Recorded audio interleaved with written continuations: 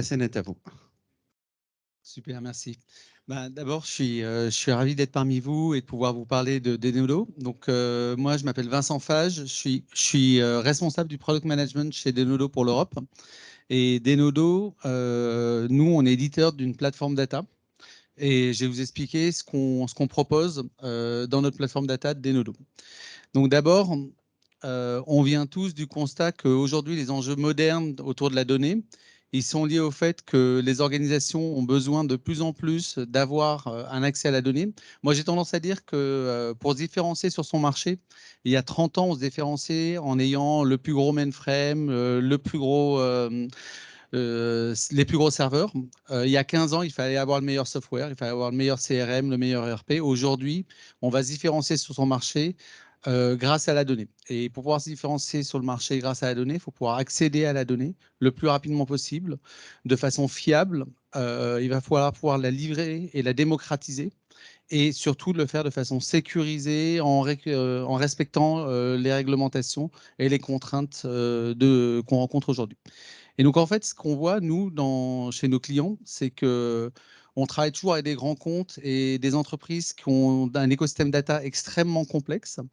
Souvent, on a des sources de données qui viennent de toutes parts, que ce soit des fichiers plats, des bases de données relationnelles, que ce soit des ERP, des données dans des data lakes, des données dans des cloud data lakes, des données dans des cloud data warehouse, des données chez les cloud service providers, dans de l'object storage ou des données qui viennent d'applications SaaS. Et ça, c'est le quotidien de tous les services IT. Et en plus, on voit que ces données, elles sont généralement dans des machines virtuelles, dans des conteneurs, dans des clouds, voire dans du multi-cloud. Et ça, c'est le quotidien de l'IT. Et dès qu'on a une organisation qui se rapproche, une acquisition, on a besoin de rapprocher deux systèmes d'information, on a besoin de regrouper des systèmes RH, on a besoin de faire une due diligence tout de suite. Ça pose un problème pour avoir un accès à la donnée, pour pouvoir la travailler. Et puis surtout, ce qu'on voit dans les organisations, c'est que les métiers, eux, se posent des questions sur la qualité de données. Donc, ils vont utiliser des outils de data quality. Souvent, on va parler de connecteurs. Donc, on va avoir un connecteur, on va savoir opérer un protocole, lire un format de fichier. On va rapporter cette donnée, on va la transformer, la préparer, l'enrichir. On va devoir stocker cette donnée dans un système de stockage pour que ensuite les data scientists puissent arriver, puissent pouvoir travailler ces données, créer des modèles.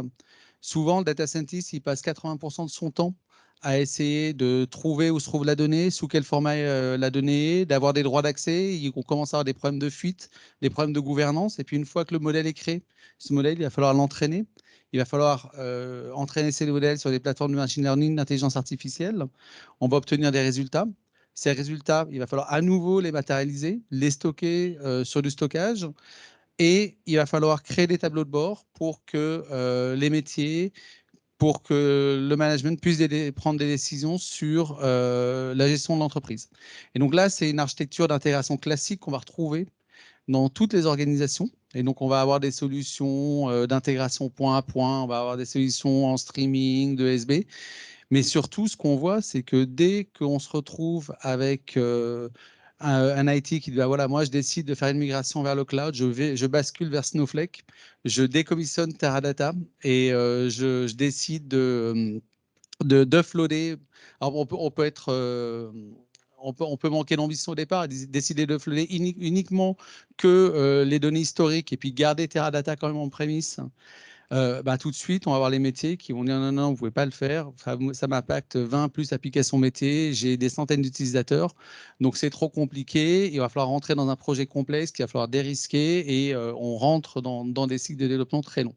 Inversement, les métiers demandent de la réactivité. On a traversé une pandémie. On avait besoin de consommer des nouvelles sources de données. On avait besoin de créer des nouveaux tableaux de bord, de pouvoir visualiser d'autres types de données, faire des analyses, créer des modèles. Et tout de suite, on va se tourner vers l'IT. On se dit, comment je fais pour avoir accès à cette source de données? Et donc, l'IT vous dit, ce n'est pas grave, il n'y a pas de problème, on va faire un flux ETL, on va vous charger la donnée dans 3 semaines, ou au mieux, dans 3 semaines, vous l'aurez et vous pourrez la traiter. Sauf que dans 3 semaines, c'est peut-être trop tard, le dataset, il est peut-être plus fiable, et surtout, on n'aura pas de la donnée fraîche. Donc, en fait, ce qu'on se dit, c'est que si on avait une technologie qui nous permettrait d'accéder à toutes ces sources de données, de créer un modèle sémantique sans répliquer la donnée et juste de cartographier là où se trouve cette donnée, de pouvoir gérer de façon centralisée le modèle de sécurité et livrer cette donnée de façon standardisée, qu'elle soit requêtable sous forme SQL, qu'elle soit consommable sous forme d'API ou qu'on ait un catalogue de données opérationnel, ce serait idéal.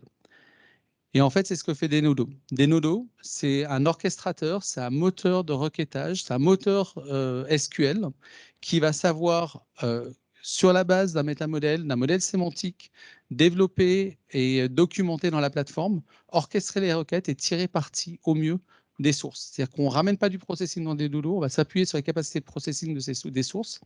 Donc des sources intelligentes, un Snowflake, on va être un accélérateur pour le compute de Snowflake. Sur des sources qui ne sont pas intelligentes, on va utiliser Snowflake comme accélérateur.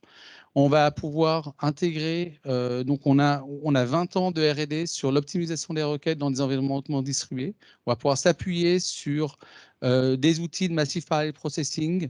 On va pouvoir s'appuyer sur des caches. On va pouvoir s'appuyer sur des techniques de réécriture des requêtes propriétaires. On va gérer le modèle de sécurité de façon centralisée et on va livrer ces données de façon standardisée. Donc en fait, ce qu'on voit, c'est que la distribution des données, elle disparaît pas. Plus on avance et plus on a des sources de données hétéroclites, plus on a des formats propriétaires et spécifiques à chaque type de données qu'on doit traiter. Et quand on regarde chez nos clients, les analystes le reconnaissent, la plupart des organisations sur des cas de BI analytics doivent gérer plus de 400 sources de données, voire dans certains cas plus de 1000 sources de données. Donc la vision de tout avoir dans une architecture complètement centralisée et utopique. Et on peut avoir 80, 90, 95% du périmètre de sa donnée dans le cloud, dans Snowflake, mais on n'aura jamais 100% où cette cible est très, très difficilement atteignable, surtout quand on vient avec un historique et un legacy. Et donc, ce qu'on constate, c'est que ces enjeux-là, il faut pouvoir les adresser et pouvoir adresser des livraisons de la donnée, que ce soit sous forme de requêtage ad hoc, sous forme d'API ou sous forme d'un data catalogue. Et donc, en fait, on va répondre à un écosystème de citoyens de la donnée qui vont du développeur de données, du développeur de modèles, des administrateurs des opérations qui, eux, ont besoin d'orchestrer et de gérer leur plateforme data, les business users, les business analysts qui ont besoin de créer des visualisations, des rapports, des KPI, des data scientists qui ont besoin de consommer des données brutes, des données et créer des modèles, et un besoin d'intégration entre applications avec des API. Et donc, en fait, Denodo propose une plateforme logique d'intégration, de gestion et de livraison de la donnée. Donc, dans un premier temps, on s'appuie sur une technologie qui est la virtualisation de données. On a 20 ans vraiment de R&D. On est identifié par le Gartner dans les leaders du Magic Quadrant de la data intégration. À la seule différence que nous, on fait de l'intégration de données avec une technologie qui est disruptive, qui est la data virtualisation. Les autres leaders du Magic Quadrant vont le faire essentiellement sur du déplacement, du data movement et en intégrant différents produits. Nous, on le fait avec une seule et même plateforme. Donc, on a cette capacité à se connecter, à tirer parti, à opérer au mieux quasiment n'importe quelle source de données, que ce soit de la base de données relationnelle, des sources non SQL, des API, des applications SaaS. C'est en ça qu'on sait faire de la virtualisation de données. Mais surtout, on va apporter des fonctionnalités de gestion, de gouvernance, la capacité de créer un modèle sémantique sur les définitions de ces sources de données, de pouvoir mettre à disposition un moteur d'optimisation des requêtes distribué. On va intégrer un modèle de sécurité avancé. Donc, on parlait de modèle de sécurité tout à l'heure basé sur des permissions pour des rôles et des utilisateurs. On implémente ça aussi, mais on implémente aussi des modèles de sécurité basés sur l'étiquetage, du tag-based policies, où en fait, on va pouvoir créer des politiques de sécurité basées sur des règles. Donc, les objets qui sont flagués sensibles sur les colonnes qui sont flaguées RGPD. Il va falloir appliquer des règles d'offuscation. On va utiliser des fonctionnalités aussi d'attributs de base security qui vont permettre, en fonction du profil utilisateur, par exemple, en fonction du lot de connexion, utiliser ces informations-là pour implémenter le modèle de sécurité. Et une fois qu'on définit ces politiques de sécurité dans la plateforme, lorsqu'on ajoute une définition, un objet, que l'objet est étiqueté correctement, les règles s'appliquent automatiquement. On implémente aussi de l'intelligence artificielle, du machine learning sur le comportement de la plateforme. Donc, on ne fait pas d'intelligence artificielle ou machine learning sur la donnée. On ne fournit pas de plateforme d'intelligence artificielle ou machine learning pour les data scientists. Par contre, nous, on apprend des comportements des sources, on apprend des modes de consommation et on va pouvoir faire des recommandations aux administrateurs, on va pouvoir faire des recommandations sur les meilleurs emplacements de stockage, des opportunités de précalculer certains agrégats pour limiter les requêtes systématiques sur des tables complètes.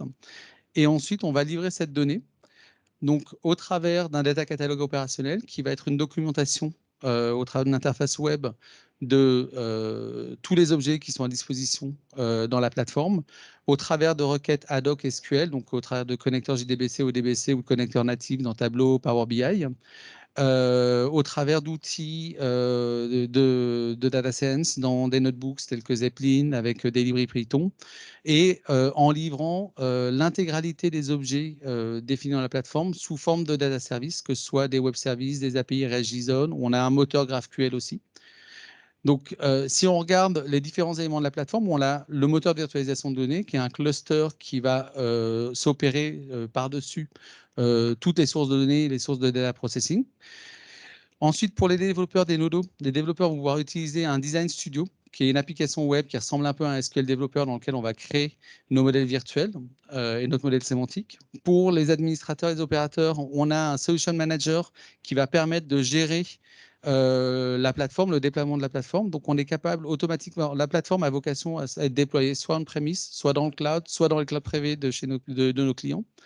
On peut automatiquement déployer, on contrôle l'API AWS, Azure. Donc, il n'y a même pas besoin de se connecter sur la console AWS ou Azure. On va savoir automatiquement provisionner une instance, un load balancer et livrer la plateforme. On a un scheduler qui est utile pour faire de la maintenance, pour créer des pipelines et de la matérialisation de certaines données ou du déplacement de données d'une source A vers une source B. On a un outil de monitoring qu'on utilise énormément, notamment sur les aspects machine learning, intelligence artificielle et aussi pour monitorer l'état de la plateforme.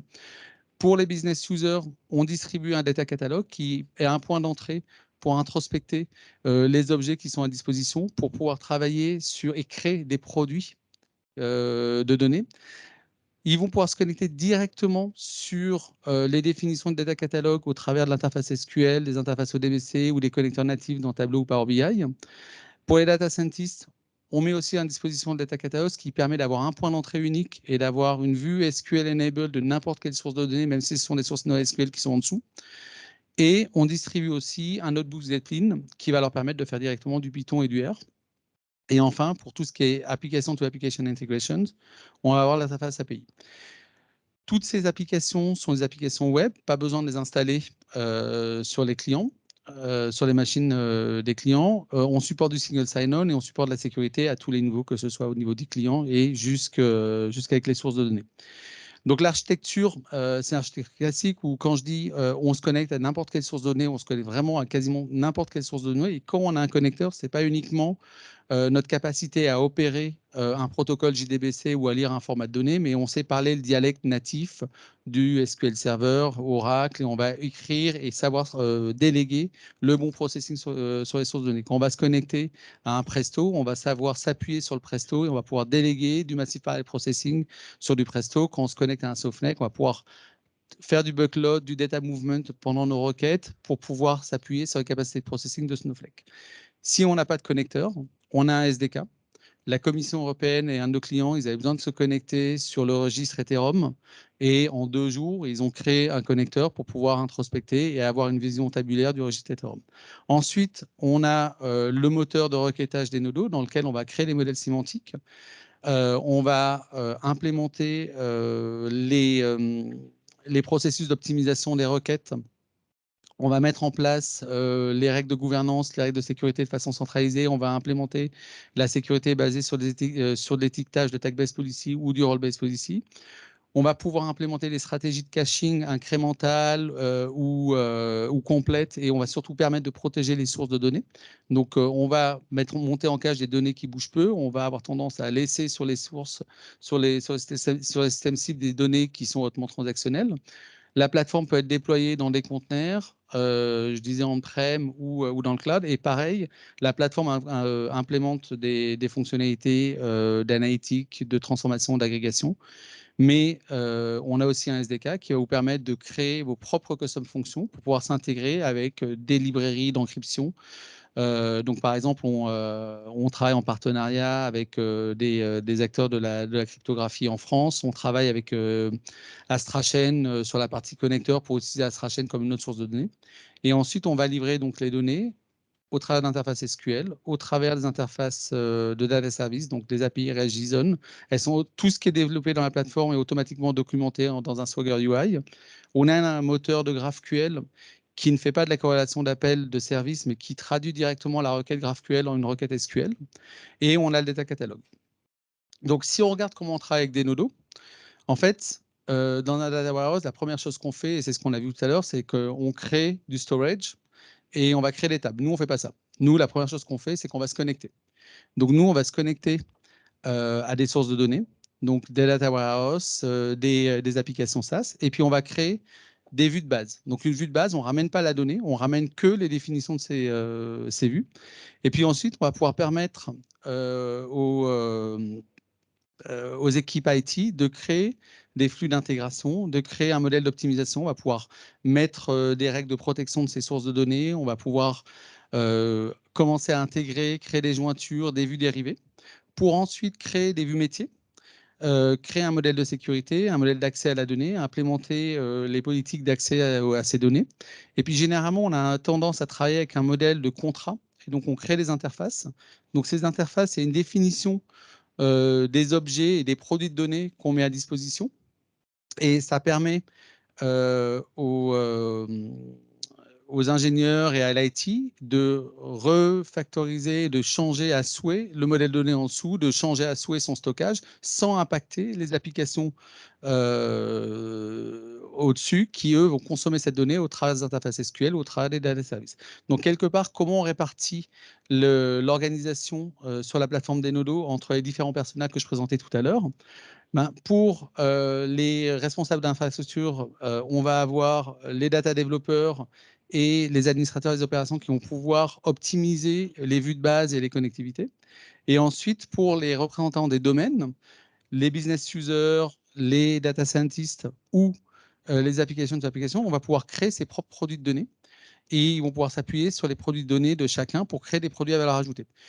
Donc, en fait, ce qu'il faut voir aussi, c'est que, hormis le fait qu'on travaille sur un mode de modélisation collaborative, on ne transige pas sur la sécurité. Donc, je disais tout à l'heure, on implémente la sécurité et on implémente du single sign-on, de l'authentification, de l'OAuth au niveau des consommateurs finaux, mais on va implémenter le modèle de sécurité dans la plateforme avec cette capacité de créer des politiques de sécurité avancées, d'encrypter de la donnée en sortie et surtout les connectivités avec les sources. On ne va pas le faire uniquement avec des comptes système. On va pouvoir aussi passer les identifiants des utilisateurs, on va pouvoir passer des jetons aux sources et on va pouvoir s'appuyer sur le modèle de sécurité des sources. Et donc, en fonction de la personne qui se connecte, en fonction de l'emplacement, on va pouvoir récupérer certaines données. On ne va pas forcément avoir la même réaction du modèle virtuel.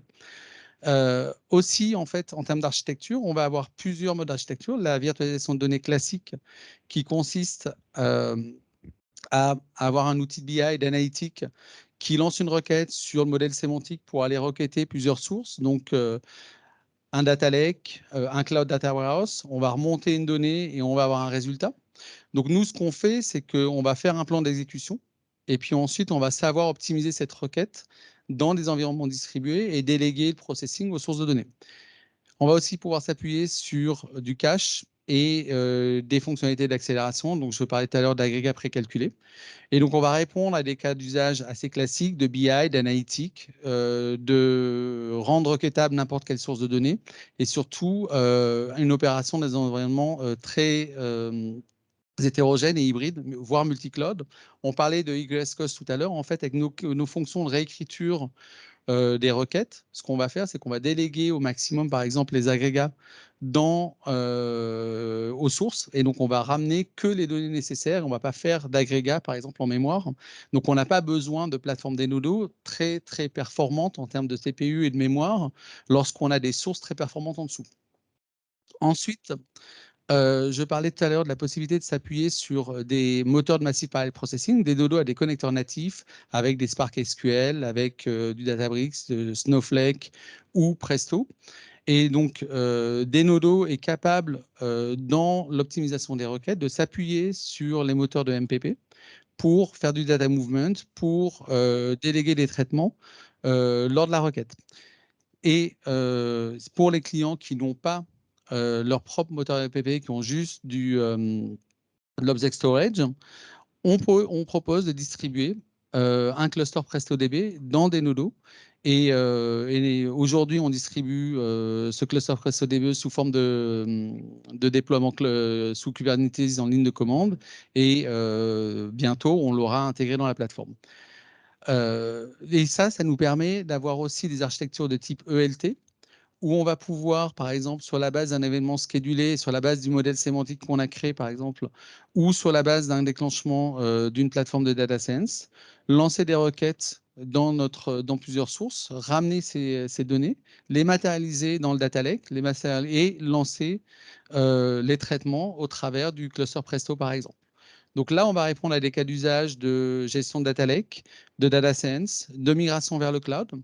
On a beaucoup de clients qui utilisent la combinaison des deux architectures virtualisation de données qui va permettre de fournir une vue ISO fonctionnelle où que la donnée soit, qu'elle soit on-prem ou qu'une partie de la donnée était offloadée dans le cloud. Utiliser les fonctionnalités de transformation et de pipeline vers le cloud.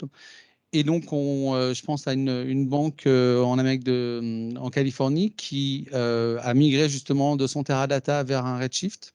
Ils ont commencé à connecter des nodos en proxy, en passe-plat, pour livrer la donnée au tableau de bord et aux analystes, directement connectés sur Teradata. Ensuite, ils ont utilisé les fonctionnalités de déplacement de données pour uploader progressivement certaines tables, les données historiques dans Redshift.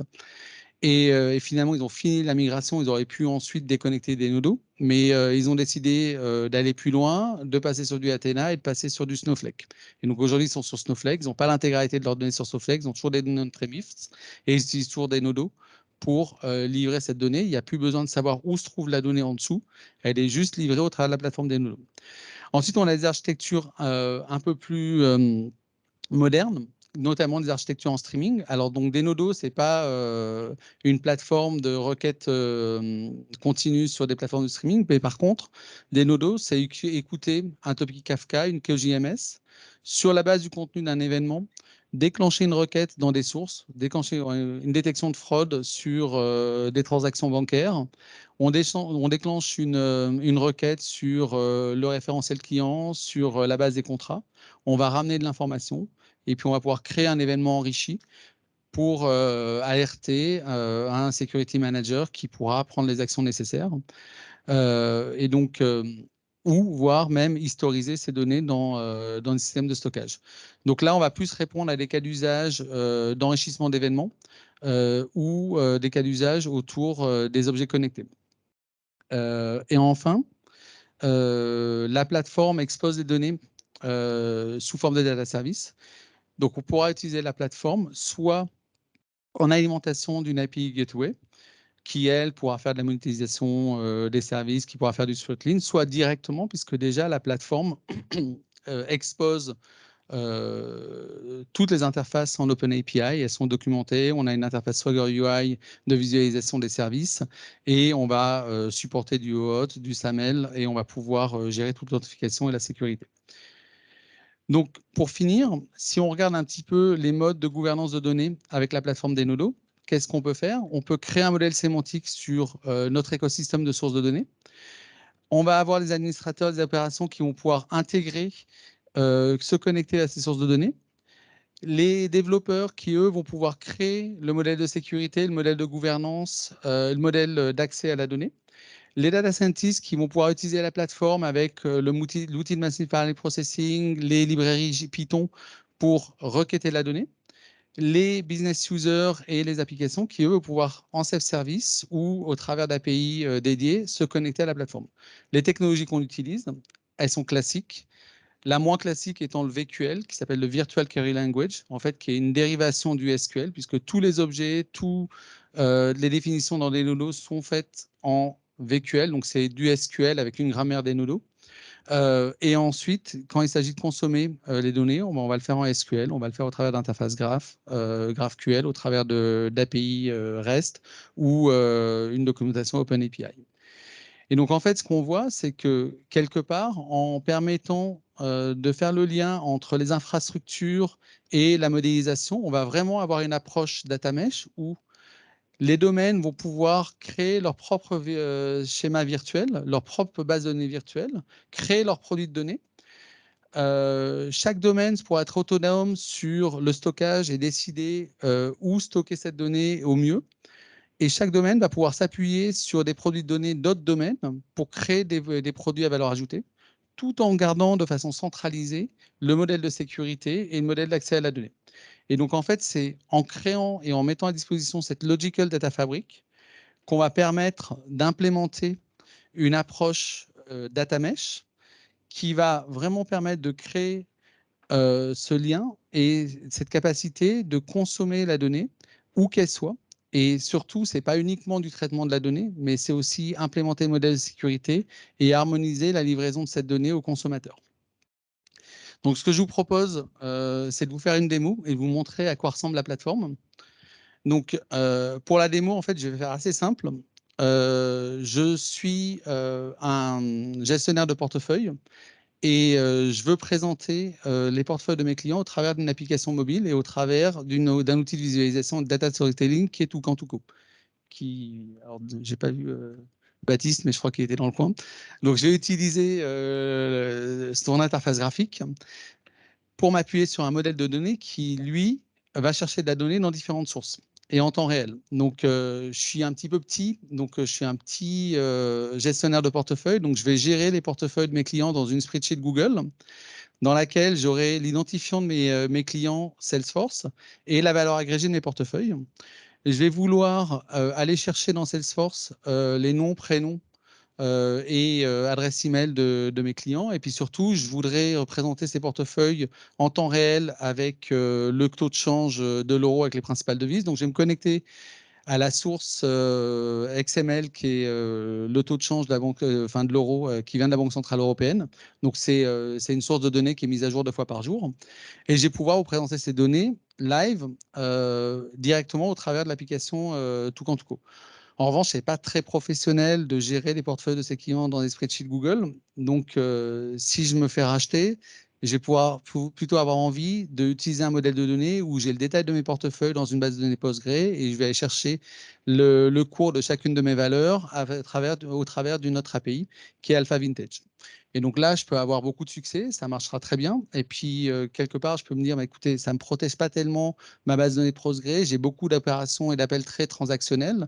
Donc, je vais calculer juste quotidiennement ou 2 fois par jour les positions de mes clients. Et puis, je vais pouvoir avoir envie de matérialiser cette donnée, soit dans des buckets S3 et les requêter au travers de Presto, soit potentiellement les matérialiser dans Snowflake. Et donc, je pourrais faire ça. Donc, ce que je vous propose, c'est directement de passer à la démo. Alors là, il faut que je mette mes lunettes, sinon je ne vois pas. Hop là. Alors, la première chose, je vous disais, j'ai une spreadsheet Google. Donc, cette spreadsheet Google, là, vous voyez, j'ai que des portefeuilles qui sont à 10 000 euros, sauf un qui est à 9 000, et puis j'en ai un autre qui est à 11 000. Alors, pour vous montrer que c'est vrai, je peux tous les passer à 10 000. Et puis, je vais en passer un à 11 500. J'ai le taux de change de l'euro qui vient d'une source XML de la Banque centrale européenne. Donc là, je vais rafraîchir. Donc au 13 juillet, le taux avec le dollar, il est de 1,0067. Et imaginez maintenant que je sois un utilisateur métier, que je n'ai pas connaissance de mes sources de données. Je vais me connecter sur le data catalogue de Denodo. Donc la première chose que je vais faire, c'est que je vais me connecter dans l'interface de recherche.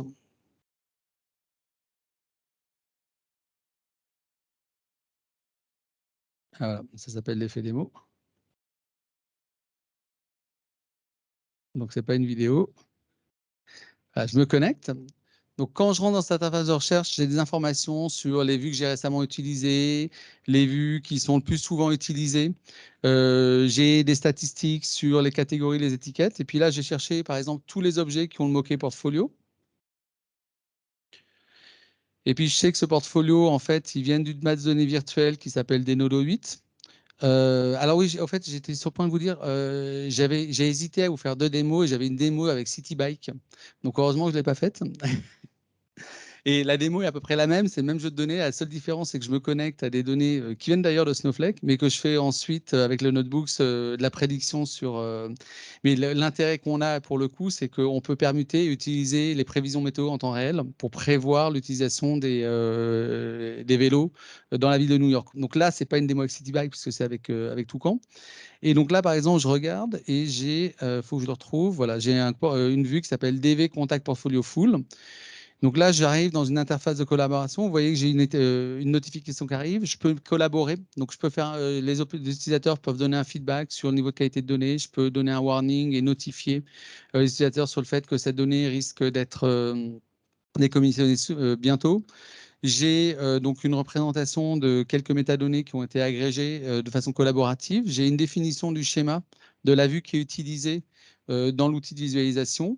Je peux faire des requêtes directement dans l'interface.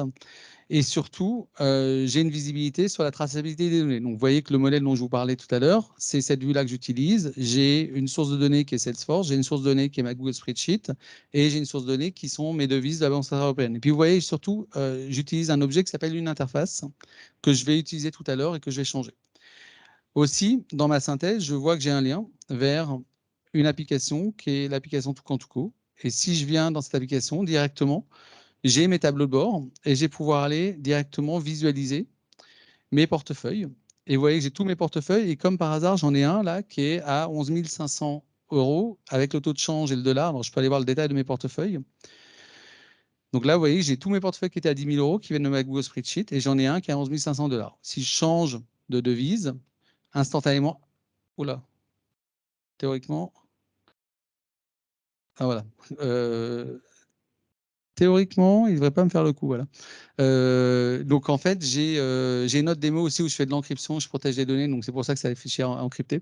Donc vous voyez que j'ai mes données qui viennent directement de mes sources de données. Ce que je peux faire, c'est aller dans mon Design Studio et modifier mon modèle. Donc vous vous souvenez, je veux changer mon modèle d'une Google Spreadsheet à une vue qui est une jointure entre une base Postgre et un service de cotation en ligne. Donc là, pareil, je me connecte dans le Design Studio. J'ai toujours le même problème de mot de passe. Voilà. Et donc là, qu'est-ce que je retrouve? Je retrouve sur la gauche mes bases de données virtuelles. Donc j'ai plusieurs bases de données. Vous voyez, j'ai une base AstraChain sur laquelle je travaillais. J'ai ma base des Nodo 8 et puis j'ai mes différentes sources de données. Donc j'ai une source de données, par exemple, qui est une base Postgre. J'ai une autre source de données qui s'appelle Snowflake. Donc si je me connecte à Snowflake, eh ben, j'ai un connecteur JDBC, j'ai les credentials. Mais si je me connecte, par exemple, à une source de données qui est Salesforce, pour le coup, je ne me connecte pas à une base de données relationnelle, je me connecte à un service. Et donc là, j'ai un identifiant et une secrète. Et surtout, j'ai un petit bouton ici qui me dit Create Base View. Je vais pouvoir introspecter le service Snowflake, Salesforce. Et je vais récupérer les objets qui sont à disposition. Je vais pouvoir récupérer l'objet compte. Et directement, j'introspecte l'objet compte, je crée une vue et j'ai la définition de cet objet. Et l'objet vient d'être créé sur la gauche directement ici. À partir du moment où j'ai créé cet objet, directement, je peux directement aller dans mon interface de SQL ou de VQL et faire un select étoile from account. Et donc là, je lance une requête et j'ai fait un appel à Salesforce et je ramène ces données-là. Donc à partir de ces objets-là, maintenant, je vais pouvoir faire des jointures et créer des objets. Et surtout, ce que je vois, c'est que si je vois le plan d'exécution, en l'occurrence, ici, j'ai lancé une requête sur mon objet, sur ma vue, sur mon collecteur, et je vois qu'en bas, j'ai fait directement un appel à l'API. Donc, ce que je vous ai dit tout à l'heure, c'est que j'avais besoin de créer une vue qui est une jointure entre ma base Postgre et un service de données Alpha Vintage. Donc, en fait, je l'ai déjà fait. J'ai créé une vue qu'on appelle une vue dérivée qui s'appelle DV Portfolio Real.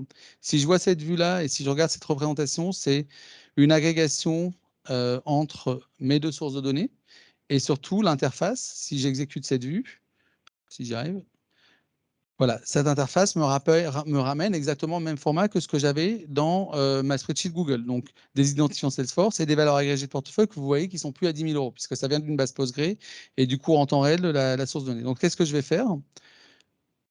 Je reviens là sur ma visu de traçabilité. J'ai une interface qui s'appelle Interface Portfolio, qui est le mapping entre ma spreadsheet Google et le reste de mon modèle. Donc, je vais directement aller modifier cette interface. Je modifie cette interface. Donc, je vois comment elle est implémentée. C'est un mapping 1 à 1 entre ces différentes sources et je vais le remplacer par mes portefeuilles qui viennent de ma base Postgre. Je refais le mapping, je sauvegarde, j'ai une analyse d'impact. Et là, j'ai modifié mon métamodèle. Et si je reviens dans Toucan, directement, je vais pouvoir relancer une requête en livre sterling. Et vous voyez que mes données ont été modifiées. Donc, sans modifier les interfaces avec mes applications consommatrices, sans répliquer la donnée, j'ai mis à jour mon métamodèle et j'ai pu orchestrer mes requêtes dans mes systèmes sources. Et surtout, quand je reviens dans mon data catalogue, les data scientists, les business analysts peuvent rafraîchir et demander d'où vient, par exemple, la valeur du portefeuille. Vous voyez que le modèle de lignage a été mis à jour et que je peux directement tracer cette visualisation. Donc voilà, c'est ce que j'avais à vous présenter. Donc pour revenir à Denodo, on est une société d'origine espagnole dont le headquarter est à Palo Alto aujourd'hui. On est plus de 500 collaborateurs dans le monde, on a plus de 1000 clients. Et on existe depuis 20 ans, puisqu'en fait, on a historiquement 20 ans de R&D sur la distribution de requêtes et la virtualisation de données. Notre CTO a une thèse sur la virtualisation de données. Et on est une société qui est profitable, on est backé par un fonds d'investissement. Et depuis plus de 4 ans, on fait plus de 50% de croissance annuelle. Donc, je ne sais pas si vous nous connaissiez avant ou pas, mais voilà. Donc, pour conclure, avoir des stratégies data-centriques, ça ne s'obtient pas forcément en centralisant toutes les données, mais des approches de Logical Data Fabric vont vous permettre de mettre en œuvre des politiques data-centriques. Voilà. Pour ceux qui sont curieux, si vous voulez tester la plateforme, on a des test drive dans AWS, dans Azure, dans GCP. On a même une démo avec les données CityBags, donc pour les data scientists, ou des démos avec Tableau. Et donc, il y a un tutoriel guidé qui dure à peu près 2 heures, qui va vous mettre à disposition donc, gratuitement la machine et vous pourrez travailler dessus et découvrir la plateforme. Est-ce que vous avez des questions? Pardon, je peux la remettre après. Un grand merci. En tout cas, la liaison avec Toucan Touco, je ne sais pas si vous l'aviez programmé, mais ils vous suivent aussitôt après. Voilà, merci. OK. C'était programmé. Eh bien, génial. Super. Q&A, questions, toujours priorité sur le réseau. Jean-Pierre, pas de questions? Ici dans la salle. Merci beaucoup pour la présentation, Marceau de BPI France. On a vu hier un produit qui s'appelle Starburst. Je pense que c'est votre concurrent. Absolument pas. Alors, je suis ravi qu'on pose la question. Absolument pas. Starburst, c'est une très très bonne plateforme de SQL Engine sur Data Lake. Ils ont cette capacité à lancer. Nous déjà, on n'est pas un moteur de processing. Nous, on va tirer parti des sources de données et Starbuzz va savoir se connecter. Alors, ils ont de la connectivité avec des bases de données relationnelles, mais ils n'ont pas de connectivité, par exemple, sur des sources de données de type API, Salesforce. Et ensuite, leur modèle de traitement, c'est que c'est un cluster de traitement en parallèle.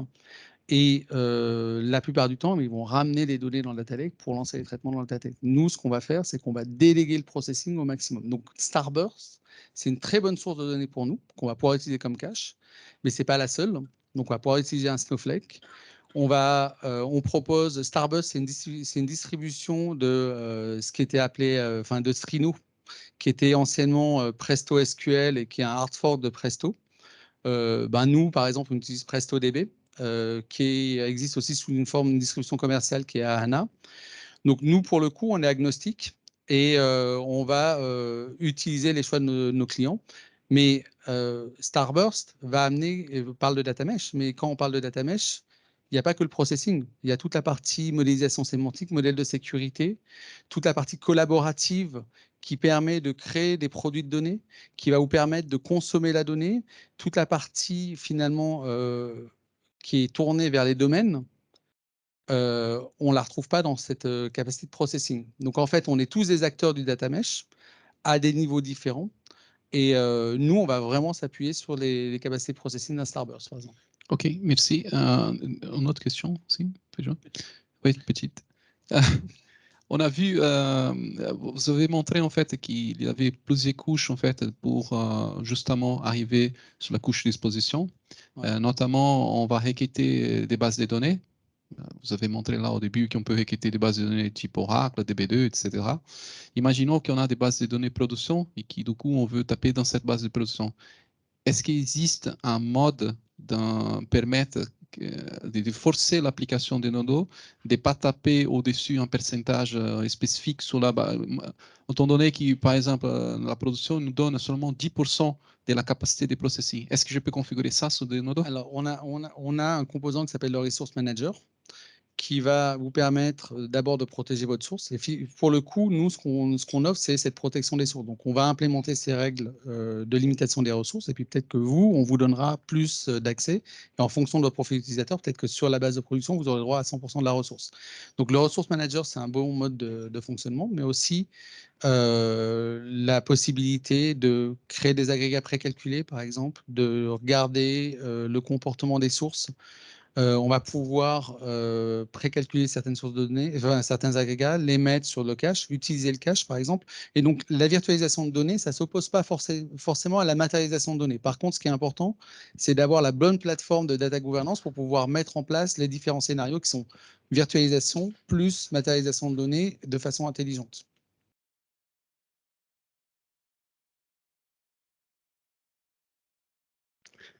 D'autres questions?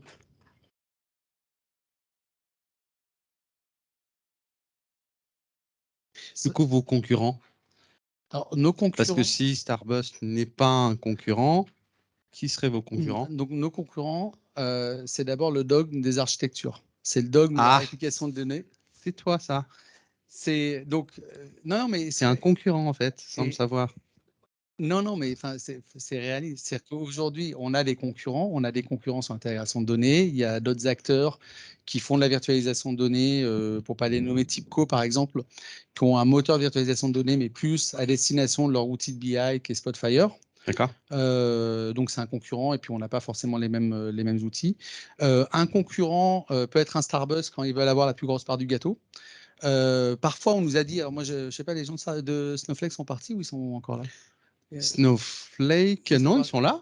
S'il est là, non, ils sont là. Parfois, on nous a dit qu'on était des concurrents de Snowflake parce que finalement, Snowflake, avec l'approche data sharing, effectivement, pourrait nous concurrencer sur le processing. Par contre, ce qu'on voit chez nos clients et la réalité du terrain, c'est qu'en fait, on est vraiment un accélérateur au compute. C'est-à-dire que les clients qui n'ont pas encore mis l'intégralité de leurs données dans Snowflake, ils ne peuvent pas consommer le maximum de compute. En utilisant des nodos, on va pouvoir faire le pont et en fait, on est la glue. En fait, nous, on est des plombiers. Hein. Donc, on fait la glue entre les 80%, les 90% de la donnée qui vont être dans un Snowflake, qui vont être dans un Starburst. Et on va permettre de lancer des traitements et des données qui doivent rester on-prem, qui doivent être sécurisées. On a accélérateur au compute de Snowflake lorsqu'on va pouvoir mettre en place des politiques de sécurité. On va permettre de matérialiser, ce que je ne vous ai pas montré, on a cette fonction de pipeline. On va pouvoir matérialiser des vues dans Snowflake et les protéger en les envoyant dans Snowflake. Même si dans Snowflake, c'est déjà protégé, c'est sécurisé, ainsi de suite. On va permettre de répondre à ces craintes. Du coup, s'il y avait un feature dans votre roadmap qui va arriver et qui va être différenciant sur le marché, c'est lequel? Qu'est-ce que vous allez développer dans votre roadmap pour vous différencier, du coup, apporter un vrai élément différenciant par rapport au stack existant? Alors, ouais, je pense qu'on est déjà différenciant. Je n'ai pas posé la même question aux autres. Je pense qu'on est différenciant par rapport au stack existant parce qu'on a une offre assez riche. Juste en roadmap et innovation. La vraie feature, c'est que en fait, réellement, Starburst n'est pas un concurrent d'Enodo, mais Denodo est un concurrent de Starburst. Parce que c'est pour ça qu'ils nous voient comme une suite. C'est que nous, on va distribuer aussi un moteur de MPP basé sur Presto. Le différenciant, c'est que Presto seul ne couvre pas ce que couvre Starburst. Denodo n'a pas le MPP, mais Denodo a tous les connecteurs, a toute la partie gouvernance. Et en fait, Denodo et un Presto, c'est une vraie réponse au data mesh. Alors que Starburst n'a pas la partie gouvernance, sécurité et livraison de la donnée. Donc, c'est la vraie feature qui est déjà disponible dans la plateforme, mais dans la prochaine release majeure, on l'aura complètement intégré dans la plateforme. On l'aura établi. Mais la prochaine fois, Starburst, il faut que ce soit sur la même journée pour que le battle ait... Non, je le connais bien, Victor. On a bossé ensemble plusieurs années. J'imagine que vous êtes déjà croisés. Non, mais on a bossé ensemble, on était dans la même boîte avant. Très bien. Alors. Voilà. Pas d'autres questions? Un grand merci pour ta présentation. Merci beaucoup.